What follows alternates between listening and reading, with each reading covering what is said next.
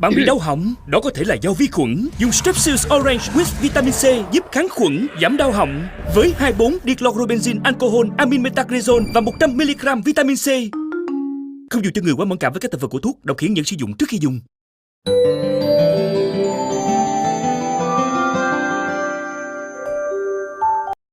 Durere și gât inflamat? De aceea am creat Strepsils Intensiv. Iată, este un medicament cu efect anti-inflamator și analgezic ce reduce inflamația, acționează în doar 2 minute, cu efect de până la 4 ore. Strepsils Intensiv calmează rapid durerea în gât. Acesta este un medicament. Citiți cu atenție prospectul.